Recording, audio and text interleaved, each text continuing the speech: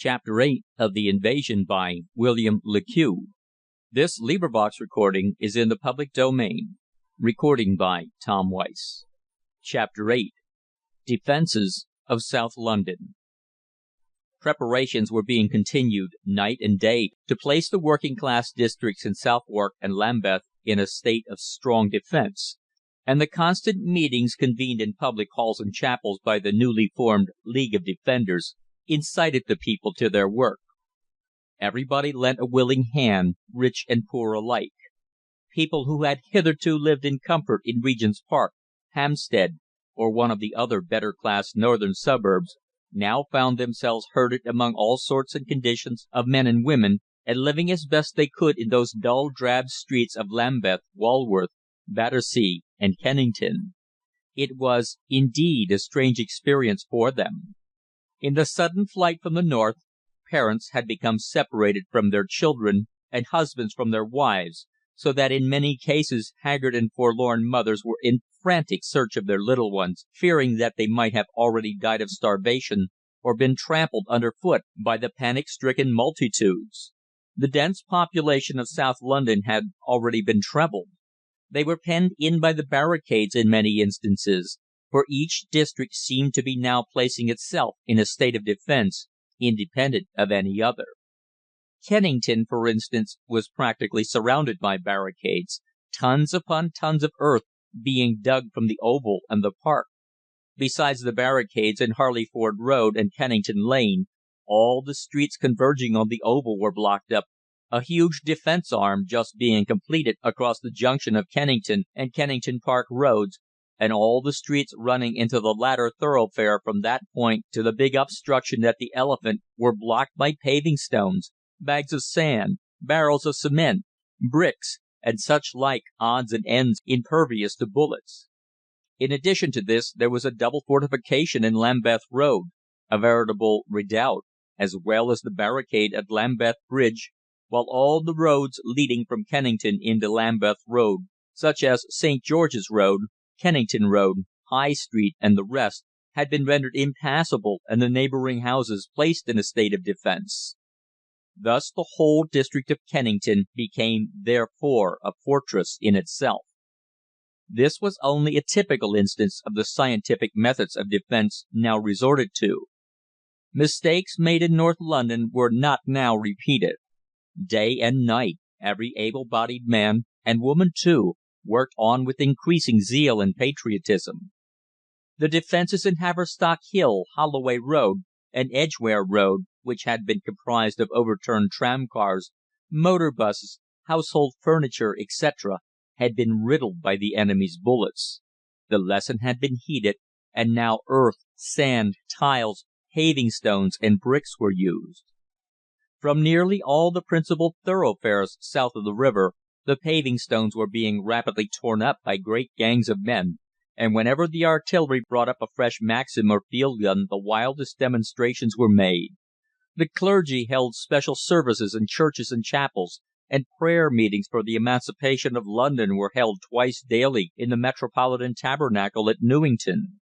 In Kennington Park, Camberwell Green, the Oval, Vauxhall Park, Lambeth Palace Gardens, Camberwell Park, Peckham Rye, and Southwark Park, a division of Lord Byfield's army was encamped. They held the Waterloo terminus of the South Western Railway strongly, the Chatham Railway from the Borough Road Station, now the terminus, the South Eastern from Bricklayers' Arms, which had been converted into another terminus, as well as the Brighton line at Battersea Park and York Road. The lines destroyed by the enemy's spies in the early moments of the invasion had long ago been repaired, and up to the present railway and telegraphic communication south and west remained uninterrupted. The Daily Telegraph had managed to transfer some of its staff to the offices of a certain printers in Southwark, and there, under difficulties, published several editions daily, despite the German censorship. While North London was without any news except that supplied from German sources, South London was still open to the world, the cables from the south coast being as yet in the hands of the British, and the telegraphs intact to Bristol and to all places in the west. Thus, during those stifling and exciting days following the occupation, While London was preparing for its great uprising, the South London Mirror, though a queer, unusual looking sheet, still continued to appear, and was read with avidity by the gallant men at the barricades. Contrary to expectation, Von Kronhelm was leaving South London severely alone. He was no doubt wise. Full well he knew that his men, once within those narrow, tortuous streets beyond the river, would have no opportunity to manoeuvre, and would, as in the case of the assault of Waterloo Bridge, be slaughtered to a man. His spies reported that each hour that passed rendered the populace the stronger, yet he did nothing, devoting his whole time, energy, and attention to matters in that half of London he was now occupying. Everywhere the walls of South London were placarded with manifestoes of the League of Defenders. Day after day fresh posters appeared, urging patience and courage, and reporting upon the progress of the League. The name of Graham was now upon everyone's lips. He had, it seemed, arisen as saviour of our beloved country.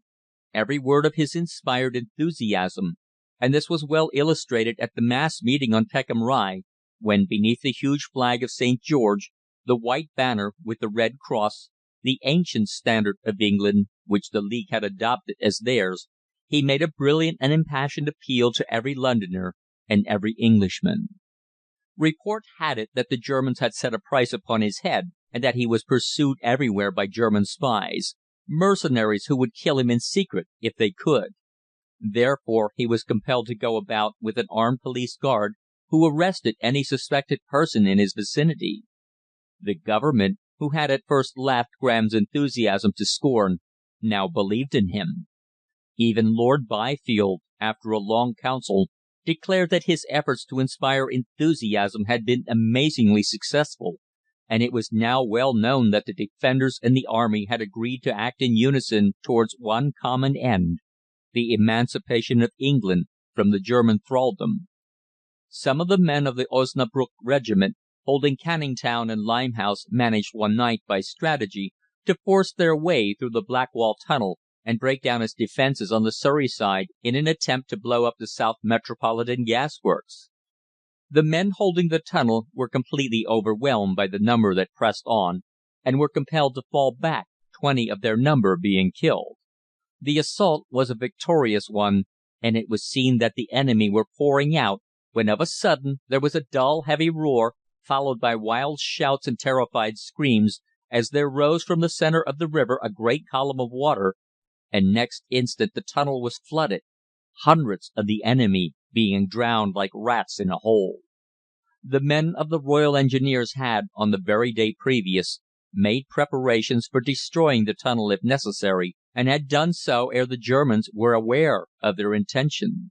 The exact loss of life is unknown, but it is estimated that over 400 men must have perished in that single instant, while those who had made the sudden dash towards the gas works were all taken prisoners, and their explosives confiscated. The evident intention of the enemy being thus seen, General Sir Francis Bamford, from his headquarters at the Crystal Palace, gave orders for the tunnels at Rotherhithe and that across Greenwich Reach, as well as the several tube tunnels and subways, to be destroyed, a work which was executed without delay, and was witnessed by thousands who watched from the great disturbances and upheavals in the bed of the river. In the Old Kent Road, the bridge over the canal, as well as the bridges in Wells Street, Sumner Road, Glengall Road, and Canterbury Road, were all prepared for demolition in case of necessity, the canal from the Camberwell Road to the Surrey Dock forming a moat behind which the defenders might, if necessary, retire. Clapham Common and Brockwell Park were covered with tents, for General Bamford's force, consisting mostly of auxiliaries, were daily awaiting reinforcements. Lord Byfield, now at Windsor, was in constant communication by wireless telegraphy with the London headquarters at the Crystal Palace, as well as with Hibbard on the Malvern Hills and Woolmer at Shrewsbury. To General Bamford at Sydenham came constant news of the rapid spread of the national movement of defiance, and Lord Byfield, as was afterwards known, urged the London commander to remain patient and invite no attack until the League were strong enough to act on the offensive. Affairs of outpost were, of course, constantly recurring along the river bank between Windsor and Egham, and the British free shooters and frontiersmen were ever harassing the Saxons.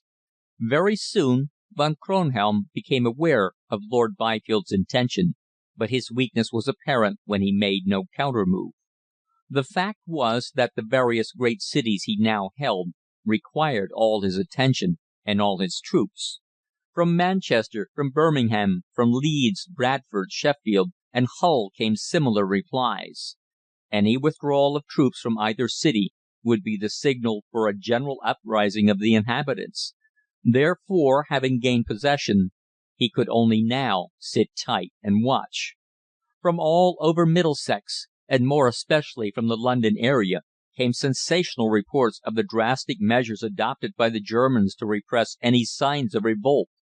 In secret the agents of the League of Defenders were at work, going from house to house, enrolling men, arranging for secret meeting places, and explaining in confidence the programme as put forth by the Bristol Committee.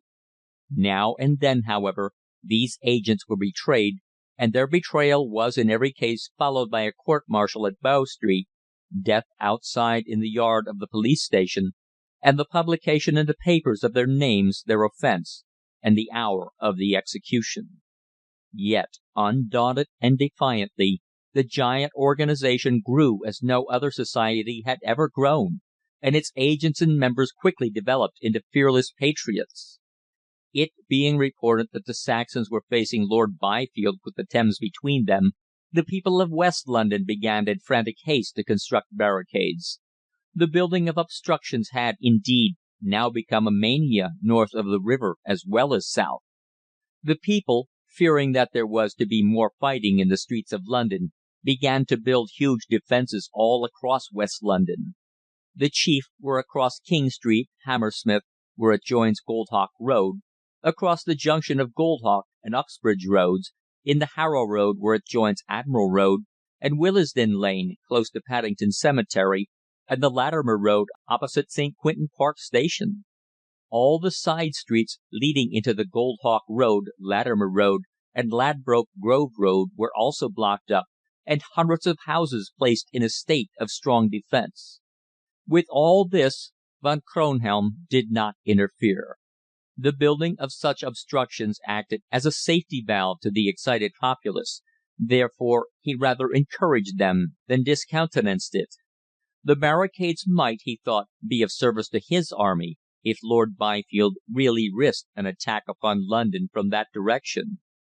Crafty and cunning though he was entirely unaware that those barricades were being constructed at the secret orders of the League of Defenders, and he never dreamed that they had actually been instigated by the British Commander-in-Chief himself.